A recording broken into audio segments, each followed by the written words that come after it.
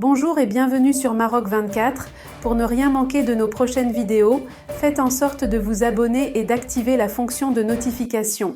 En ce 15 avril 2024, les vents de la technologie et de la coopération internationale soufflent sur le Maroc avec l'annonce vibrante par Ronen Nadir, PDG de Bluebird Aerosystems, de l'implantation imminente d'une usine de drones sur le sol marocain. Cette déclaration faite à un média hébreu marque un tournant décisif dans la stratégie de défense du royaume, tissant ainsi des liens aériens indéfectibles avec Israël. L'horizon de cette collaboration se profile dans un avenir proche, promettant de propulser le Maroc dans une ère nouvelle de suprématie technologique. Restez avec nous pour plus de détails. Annonce officielle d'une usine de drones de la société israélienne Bluebird Aerosystems au Maroc, le démarrage de l'unité d'armement est prévu dans un avenir proche.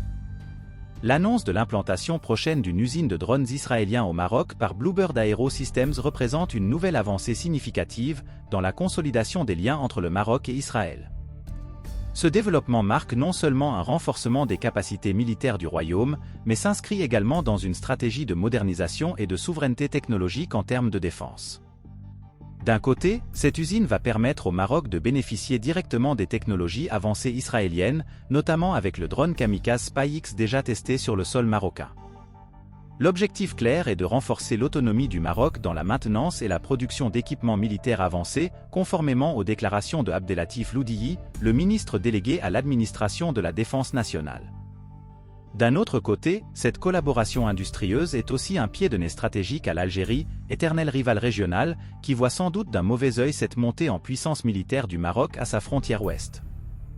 En effet, alors que l'Algérie continue de se poser en protecteur de la prétendue République arabe sahraoui démocratique, une création qu'elle utilise pour tenter de déstabiliser le Maroc.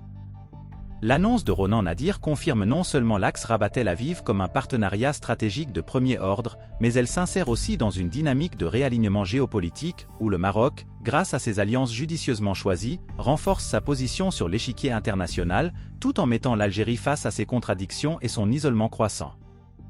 Cette initiative n'est pas juste une question de renforcement militaire, mais une démonstration de la capacité du Maroc à attirer des investissements technologiques de pointe, à diversifier ses partenariats stratégiques et à s'affirmer comme un acteur central dans la stabilité régionale, contrastant avec les manœuvres souvent perçues comme désespérées d'Alger pour maintenir son influence.